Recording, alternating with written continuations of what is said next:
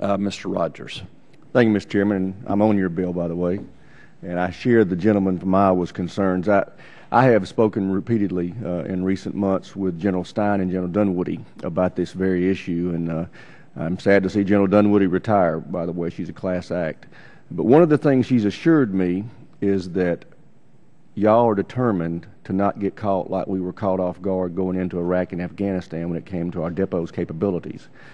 And I believe her and General Stein when they say that. But then I look at the budget that's just been proposed, and I look at depot funding for 13, and it's 82% of last year. And last year the majority of the funding was in OCO. This year, none of it. Reset is a little better, 93% of last year. All this funding last year and this year is OCO. The numbers for depot maintenance for the Army Reserve is 57% of last year. For the National Guard is 64% of last year.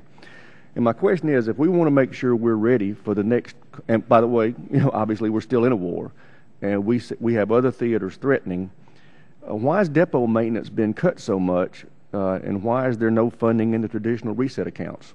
General Dempsey. Yes, sir. I mean, the demand is going down. Yes, we remain in conflict, but Iraq, we went from 50,000 a year ago down to roughly 300 uniformed personnel now. I mean, when that demand goes down, so too does the demand signal then back into the depots. Although, as you correctly point out, there will be a period of residual recapitalization, retrofit, and so forth. But some of what you see reflected there, this wasn't done as a budget drill. It was based upon the demand. Right. Signal and how we have to take action to meet it. But let me ask Mr. Hale to comment. I think some of what you're seeing is as we shift funding from OCO to the base, as the Iraq War ended, some of those units, some went to Afghanistan, but some are coming home, and we need to get their funding back into the base budget. That's some of what's driving those trends. And then, as General Dempsey said, we're seeing lower requirements in some cases because the tempo of operations will be lower when we're out of Iraq.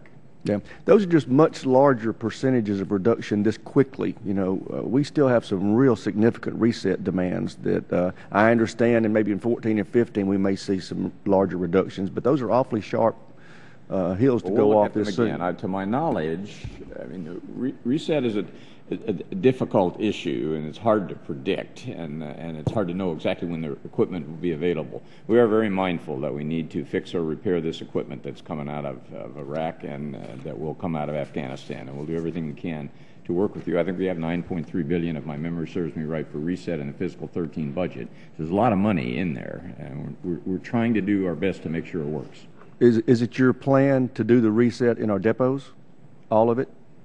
Well, it's a combination. In some cases, the equipment's so bad we have to replace it. But where it's fixable, yes, we'll do it in the depots. All the reset will be done in our depots. I think. Great. While the Army is downsizing, this decrease in depot maintenance seems to be a little severe, given that we're still in Afghanistan. Do you envision a flattening off of this? Again, I go back to when I was first here, right when we went into Afghanistan and Iraq, and it was 18 months before we were really up and running like we should have been. I'm concerned that this downsizing, y'all plan to continue it rather than reach a plateau and make sure that we're ready with this depot infrastructure.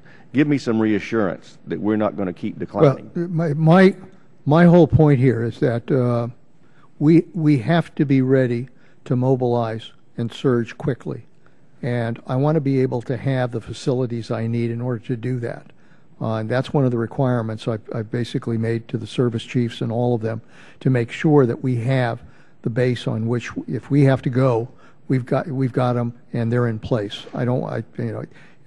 Closing those facilities is going to hurt us. And so my point is, let's try to do what we can to maintain what we need in order to mobilize quickly. And that's what I'm looking for reassurance on. These numbers, you're confident that with these cuts, you're still going to be able to maintain that core capability that we need in the event we're in North Korea or Iran 6 months from now. Yeah, absolutely. And with these numbers, I share the Secretary's confidence and commitment he just made to you. Sequestration cannot make that commitment. I agree. It can never happen. I've got some more questions. My time is up, and I'll submit those for the record. Thank you, gentlemen, for your service.